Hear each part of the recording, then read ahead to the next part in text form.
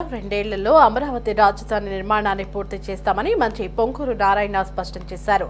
నెల్లూరు జిల్లా అల్లిపురం డంపింగ్ యార్డ్లో legacy waste management plant వద్ద పనులను పరిశీలించిన నారాయణ అధికారులకు పలు సూచనలు చేశారు. రీసైక్లింగ్ పనుల్లో వేగం పెంచాలని ఆదేశించారు. గత ప్రభుత్వం 85 లక్షల టన్నుల చెత్తను వదిలేసి వెళ్లిపోయిందని 50% చెత్తను రీసైక్లింగ్ చేశామని మంత్రి వెల్లడించారు. అక్టోబర్ 2 నాటికి ఏపీని చెత్తరహిత రాష్ట్రంగా తీర్చిదిద్దుతామన్నారు.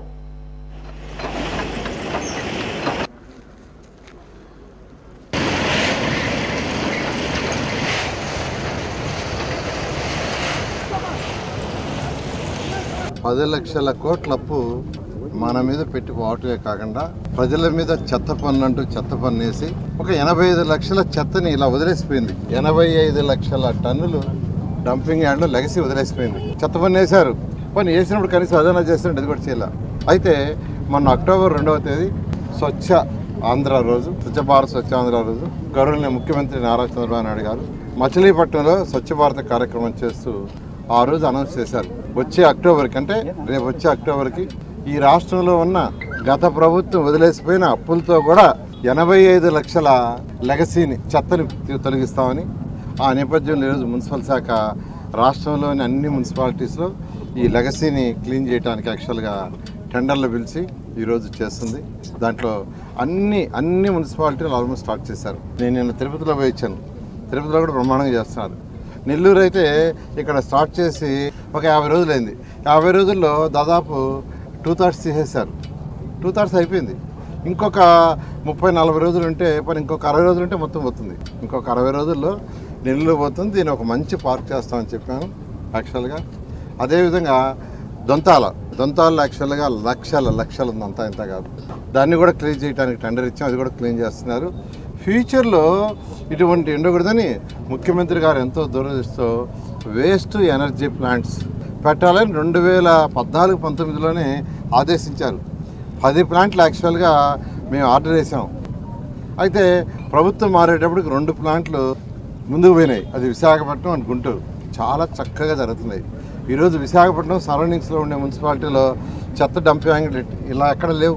ఏ రోజు ఆ రోజు తీసిపోయి దాంట్లో వేస్తారు. బాయిలర్లో బర్న్ అవుద్ది, దాని నుంచి స్టీమ్ ప్రొడ్యూస్ అవుద్ది, స్టీమ్ నుంచి ఎలక్ట్రిసిటీ వస్తుంది. అయితే ఈ ప్రభుత్వ రంగానే మళ్ళీ ముఖ్యమంత్రి గారు మనం ఏదైతే 2014-19లో చేసామో అలాంటి కార్యక్రమాలు చేయమంటే ఆల్రెడీ నెల్లూరుకి, తర్వాత రాజమండ్రికి టెండర్లు అయిపోయినాయి. త్వరలో కడప, కర్నూలు 2, అదేవిధంగా తిరుపతి 1, అదేవిధంగా విజయవాడలో 1 ప్లాంట్ పెడుతున్నాం. ఈ ప్లాంట్లు వస్తే ఈ రాష్ట్రంలో చెత్త మొత్తం వెళ్ళిపోతుంది. ఏ రోజుకి ఆ రోజే. ఇంకా ఈ డంప్ యార్డ్లు ఉండవు. ఇన్ని ఎందుకంటే ఒక విజన్ ఉన్న నాయకుడు ముఖ్యమంత్రి గారు. గత ముఖ్యమంత్రిలాగా ఊరికినే దౌర్జన్యాలు, అరెస్టులు, తెల్లవారులేస్తే ఏం చేస్తామా, ఎవరిని అరెస్ట్ చేస్తామా, తీసుకుని జైల్లో పెడతామా అనే ఆలోచన ఉండేవారు కాదు.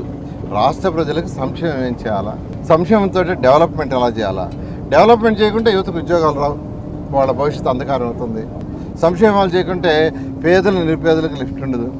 అందుకని సూపర్ 6 కార్యక్రమం చాలా చక్కగా అమలు చేస్తున్నారు. ప్రభుత్వ రంగానే సూపర్ 6లో ముఖ్య భాగమైనటువంటి పెన్షన్స్ ఇచ్చాం. 3,000 నుంచి 4,000 చేసాం. వికలాంగులకు 6,000 చేసాం.